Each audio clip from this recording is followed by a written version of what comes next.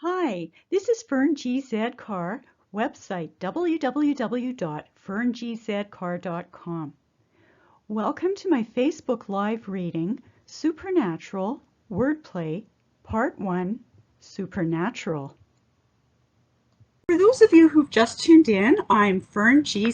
Carr, and it's a real pleasure to be with you on Facebook Live today. And I really want to thank you very, very much for tuning in. And of course, I would like to be very, very sure to thank my sponsors, the League of Canadian Poets and the Canada Council for the Arts. I very much appreciate their sponsorship. Now, this is, as I said, this is a little bit different for me because I'm used to doing in-person readings. So doing this digitally is a little bit strange. I always have someone doing my introductions. So I will give you a little bit of information about myself. And if you want to have more information, you can just look me up. I have a Wikipedia page under Fern G. Carr, and my website is www.ferngzcarr.com. So I'm a full member of the League of Canadian Poets, and I'm also a member of the Federation of BC Writers. I write and translate poetry in 6 languages, but the readings this morning will be in English. My poetry collection is called Shards of Crystal, and that's published by Silverbow Publishing. In terms of individual poems, etc., I've been published about 700 times worldwide, and I'm very grateful for several honors that I've received. But the greatest and most humbling honor that I've ever received is the fact that one of my poems is in permanent orbit around the planet Mars on NASA's MAVEN spacecraft.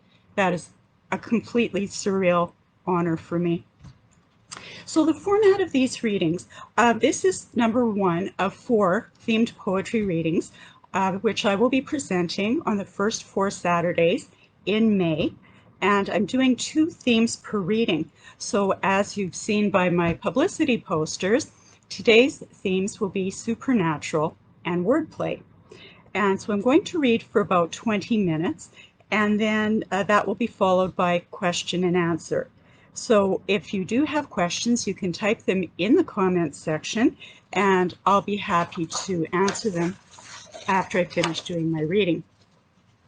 So to start with the first theme, supernatural.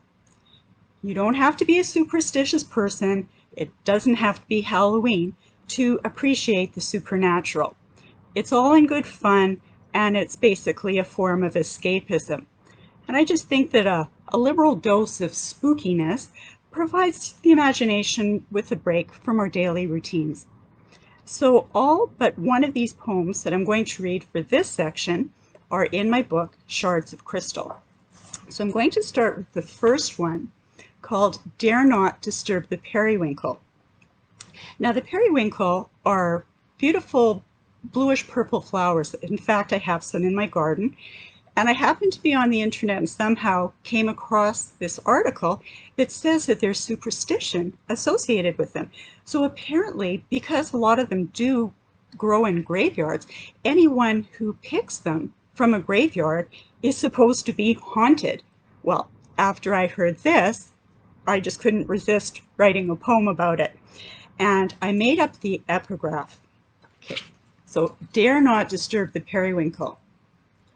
'Tis bad fortune to remove the periwinkle from a graveyard, for ye shall vex the spirits dwelling therein. Folklore. Dare not disturb the periwinkle, the myrtle that creeps across barren sod, twixt granite headstones, above the caskets of the corpses below. Dare not disturb the periwinkle, a sacrilege worthy of the wrath of the shades who haunt these hallowed grounds.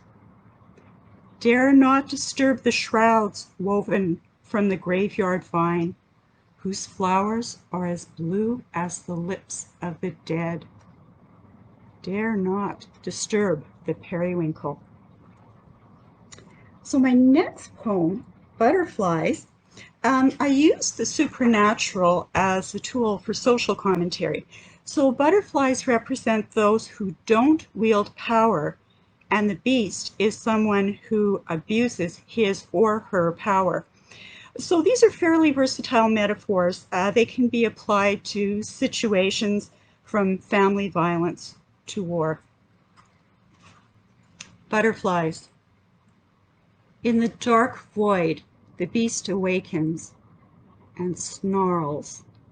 Obsessed by dreams of unspeakable evil perpetrated upon the butterflies beyond his nether world, he lusts to rip them apart, silken wings hanging in tatters from his drooling jaws.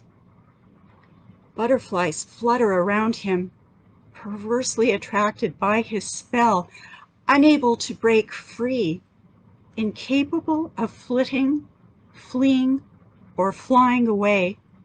They are forced to witness their species quiver and perish in the gaping maw of the beast. Now, my poem, Noche tras Noche, I wrote in Spanish. It means night after night. So I wrote the poem in Spanish, and I really liked it, but I thought, you know what, I should probably translate this into English. So I translated the poem into English, and I really liked that too. So what I did was I thought, you know what, I'm just going to use a bilingual side-by-side format, and I wrote the poem that way. So that one's in my book here, and you can see how I've got the two languages. But as I said, I'm just going to read the English-only version here now for you. Night after night, night after night, in the silence of my bed, when the walls reflect the shadows of trees dancing sensuously in the moonlight, I think of the souls who whisper their secrets, trying to explain their spectral existence.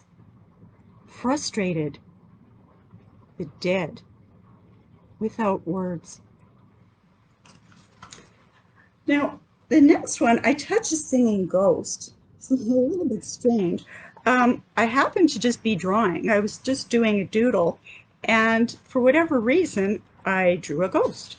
And then I just decided to, put in some treble clefs, bass clefs, some notes around it, and my imagination just took it from there. I touch a singing ghost. I touch a singing ghost, the essence of the eternal that thrums in a voice resonating with the musicality of stars. Crystalline, pure, piercing. My fingertips reach out, grasping at the impalpable, the ethereal, the essence of the eternal. I touch a singing ghost. Now, my next poem isn't in my book. It's called Abu al-Hal. It's, like I say, it's the only poem associated with this supernatural theme that isn't in the book. Abu al-Hal is the Arabic name for the Great Sphinx of Giza. So my use of the supernatural here dates back to ancient Egypt, and then I leap forward in time to the 20th century to end with a quote from The Second Coming by poet William Butler Yeats. Abu al-Hal, great Sphinx, sentinel of shifting desert sands, you watch over Giza with Pharaoh's wisdom and lion's stealth. Monolith, are you the rough beast who slouches towards Bethlehem to be born? Well, changing the subject, even though I'm still on the supernatural theme here, it's really incredible how middle school can influence your life years and years later. What happened was in grade 8, I won a book award, and I received a book. The book was called Tales of the Uncanny and Supernatural by Algernon Blackwood. And there was one of the stories in that book that really inspired me. It was called The Man Whom the Trees Loved. Now, the premise of that story was that the trees had souls, but then the trees turned very sinister and my poem is more tree friendly. The elusive language of trees. The trees speak to me in tongues. Mortal that I am, incapable of deciphering their messages, nested in the rustling of leaves and in the crepitation of branches whose outstretched arms are weary of supplication. Like a type of aphasia, I'm hindered by my mind, the words of the trees rendered unintelligible. I am impotent to commune with that which beckons me, and in frustration, the trees become silent, their whispers lost in the fresh stillness of the evening. Acknowledgements. All poems contained herein copyright Fern G. Carr. Part 1 is an excerpt from the original full video, which was kindly sponsored by the League of Canadian Poets and the Canada Council for the Arts.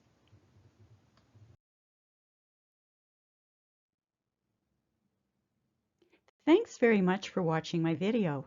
If you enjoyed it, feel free to like, and please be sure to subscribe. For more poetry, my book Shards of Crystal is available on Amazon. Thanks again, and stay tuned for a new video every Wednesday.